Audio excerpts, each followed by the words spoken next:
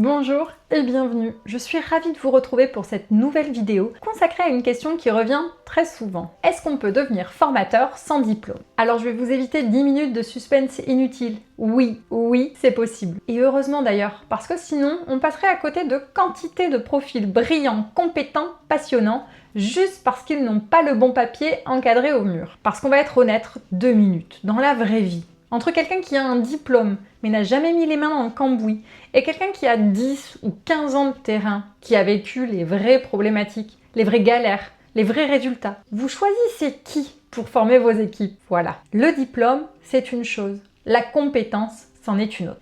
Et dans le monde de la formation professionnelle, ce qu'on attend de vous, ce n'est pas juste un titre. C'est votre capacité à transmettre quelque chose d'utile, de concret, de vivant. Donc si aujourd'hui vous vous dites « je n'ai pas le diplôme qu'il faut », déjà respirez. La vraie question, ce n'est pas « est-ce que j'ai un diplôme ?» La vraie question, c'est « est-ce que j'ai une expertise réelle ?» Est-ce que je sais résoudre des problèmes? Est-ce que je peux aider d'autres personnes à monter en compétence sur un sujet que je maîtrise vraiment? Si la réponse est oui, alors vous avez déjà une base très sérieuse. Et ça, c'est important de le rappeler, parce qu'il y a beaucoup de gens ultra compétents qui s'auto-censurent. Ils savent faire, ils ont l'expérience, ils ont la matière, mais ils se disent qu'ils ne sont pas assez diplômés, pas assez légitimes, pas assez ceci, pas assez cela. Et pendant ce temps-là, eh bien, il y en a d'autres qui se lancent avec beaucoup moins de fonds, mais beaucoup plus d'assurance. Donc non, on ne va pas attendre que la foudre divine vous remette un certificat officiel de légitimité pour commencer à transmettre. En revanche, attention, ne pas avoir de diplôme ne veut pas dire qu'on improvise. Parce que ça aussi, il faut le dire. Ce n'est pas parce qu'aucune loi ne vous impose un diplôme spécifique de formateur que tout repose sur l'impro total et la confiance cosmique. Devenir formateur sans diplôme, ce n'est pas « je sais faire un truc, donc demain j'ouvre PowerPoint et je parle pendant 7 heures ».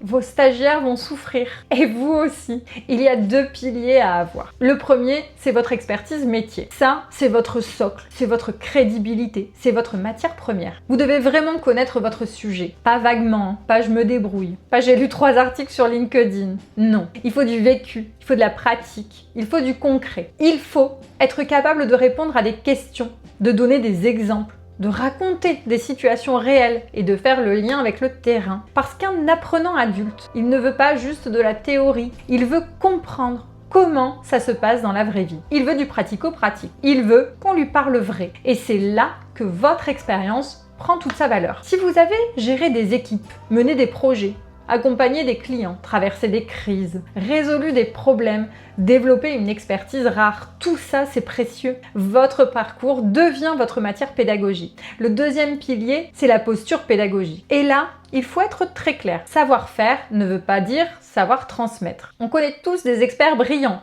qui sont capables de vous perdre en 6 minutes chrono avec 84 onglets ouverts, 3 sigles incompréhensibles et un débit de parole qui ferait abandonner même les plus motivés. Donc la pédagogie, ça compte énormément. Il faut savoir structurer un contenu, découper un savoir, créer une progression logique, faire participer, maintenir l'intention, gérer un groupe, s'adapter à des profils différents et vérifier que les choses sont comprises. Bref, il faut apprendre à faire apprendre. Et ça, bonne nouvelle, ça se travaille. Vous n'avez pas besoin de repartir faire 5 ans d'études pour ça. En revanche, vous pouvez vous former à la pédagogie pour adultes, suivre une formation de formateur, observer d'autres intervenants, pratiquer, ajuster, progresser.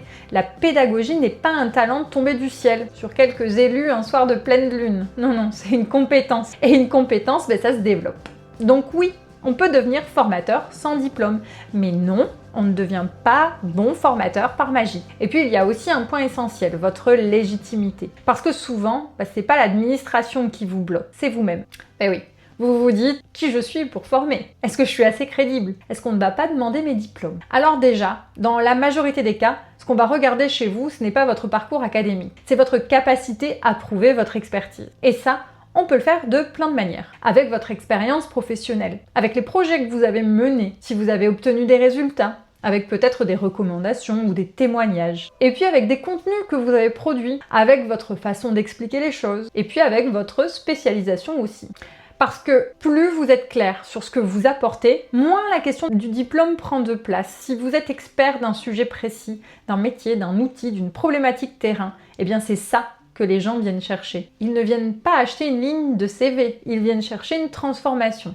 Alors évidemment, il existe des cas particuliers, et je préfère le dire pour être honnête. Il y a des domaines réglementés, dans lesquels des certifications ou des titres sont nécessaires. Il y a certains sujets liés à la sécurité, à la santé, aux habilitations, des métiers réglementés, au sport, sur certaines pratiques de l'artisanat. Donc si vous formez sur un domaine très encadré, eh bien il faut vérifier les exigences spécifiques de ce domaine. Mais en dehors de ces cas-là, sur une très grande partie du marché de la formation professionnelle, ce qui compte avant tout, c'est votre expertise et votre capacité à transmettre. Alors comment on fait concrètement quand on veut se lancer sans diplôme? Déjà, on clarifie son offre. Et là, je vais redire quelque chose que je répète souvent, mais parce que c'est fondamental. Ne cherchez pas à former tout le monde sur tout. Ça, c'est le meilleur moyen d'être flou. Et une offre floue, ça rassure personne. Posez-vous les bonnes questions. Qu'est-ce que je maîtrise vraiment? Quel problème je sais aider à résoudre? Pour qui et dans quel contexte? Plus vous êtes précis, plus votre offre devient lisible. Et plus elle devient lisible, plus vous devenez crédible. Ensuite, il faut structurer votre contenu. Pas juste avoir des idées structurées, définir des objectifs pédagogiques, prévoir un déroulé, créer des supports, imaginer des exercices, prévoir l'évaluation, penser au rythme. Parce qu'une bonne formation, ce n'est pas juste un sujet intéressant. C'est un sujet intéressant, bien transmis. Après, il y a la partie administrative.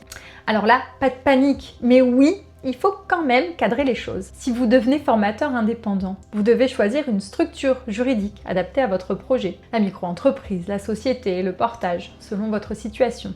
Et si vous réalisez des prestations de formation professionnelle, vous devez aussi demander votre numéro de déclaration d'activité, le fameux NDA, auprès de l'ADRETS, après votre première convention ou votre premier contrat. Ça, c'est important, parce que ce n'est pas votre diplôme qui vous autorise à exercer, c'est votre cadre d'activité. Autrement dit, on ne vous demande pas d'avoir un master en transmission intergalactique, mais on vous demande d'être en règle. Et ça, ce n'est pas la même chose. Ensuite, vous avez deux grands chemins possibles. Soit vous démarrez en sous-traitance pour un organisme de formation. Et là, franchement, c'est souvent une super option, parce que vous vous concentrez sur votre contenu, sur votre animation, pendant que l'organisme, lui, gère le reste, la commercialisation, l'administratif, la qualité, la logistique. Très confortable pour débuter. Soit vous créez votre propre activité et vous vendez en direct. Et là, vous avez plus de liberté, mais aussi plus de responsabilité. C'est pas mieux, c'est pas moins bien, c'est juste une question de moment, de projet, de capacité et d'envie. Il y a aussi un autre sujet qu'il faut aborder, c'est Calliope. Parce que là encore, il y a énormément de fantasmes, de peur, de confusion. Non, vous n'avez pas besoin d'avoir un diplôme pour aller vers Calliope. Ce n'est pas le sujet. Calliope, c'est une logique de qualité de votre organisme de formation. C'est pas un jugement sur vos diplômes personnels. En revanche, si vous voulez que vos clients puissent mobiliser certains financements comme les OPCO ou le CPF, alors là, la question de la certification va se poser. Donc encore une fois, on distingue bien les choses. Le diplôme, votre expertise, votre structure, le NDA Calliope, ce sont des sujets différents. Et souvent, ce mélange-là fait peur à tort. Il y a aussi quelques erreurs à éviter quand on se lance sans diplôme. La première, c'est le syndrome du sachant. Celui qui parle, et qui oublie que former, ce n'est pas impressionner, c'est faire progresser. La deuxième, c'est de sous-estimer la préparation. Une heure face à un groupe, ce n'est pas juste une heure. Il y a tout le travail avant, et ça, il faut le prendre au sérieux. La troisième, c'est de négliger la veille. Quand on forme, on doit rester à jour sur son métier, sur ses outils, sur la réglementation, parfois sur les pratiques du secteur.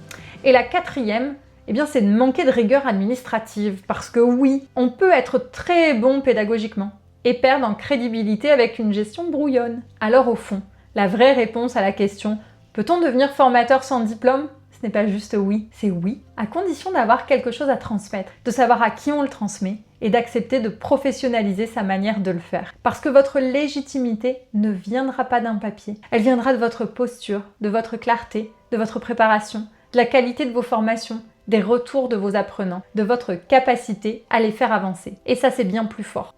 Je vais même vous dire quelque chose. Parfois, les meilleurs formateurs ne sont pas ceux qui ont filé les diplômes. Ce sont ceux qui ont vécu le métier, ceux qui savent de quoi ils parlent, ceux qui savent dire « ça, je l'ai testé, ça, je l'ai vécu, ça, voilà ce qui marche ». Là, voilà l'erreur à éviter, parce qu'ils parlent vrai. Et la formation a besoin de ça. Elle a besoin de gens capables de transmettre avec sincérité, avec méthode, avec exigence, mais aussi avec humanité. Donc si aujourd'hui, vous sentez que vous avez quelque chose à transmettre, ne laissez pas l'absence de diplôme devenir une prison mentale. Soyez lucide, bien sûr. Travaillez votre offre, apprenez la pédagogie, cadrez votre activité, formez-vous, mais ne vous racontez pas que vous devez attendre une permission officielle pour être légitime. Votre légitimité, elle se construit. elle ne tombe pas du ciel. Elle se construit dans le travail, dans l'expérience, dans la manière dont vous rendez les choses utiles, compréhensibles, applicables. Et franchement, transmettre ce qu'on a appris, ce qu'on a compris, ce qu'on a expérimenté, c'est une démarche magnifique. Parce qu'au fond, former, ce n'est pas juste parler d'un sujet, c'est aider quelqu'un à gagner du temps, à éviter des erreurs, à mieux faire son métier, à se sentir plus capable. Et ça, c'est précieux. Donc si vous attendiez ainsi pour arrêter de douter, considérez que cette vidéo en est un. Et maintenant, dites-moi en commentaire, qu'est-ce qui vous fait encore douter aujourd'hui à l'idée de devenir formateur? Et si vous souhaitez aller plus loin, eh bien je vous mets en description des ressources pour vous aider à y voir plus clair, ainsi qu'un lien pour échanger avec l'équipe, eh bien si vous souhaitez structurer votre projet ou poser vos questions. Merci d'avoir suivi cette vidéo, prenez soin de votre activité de formation et je vous dis à très bientôt.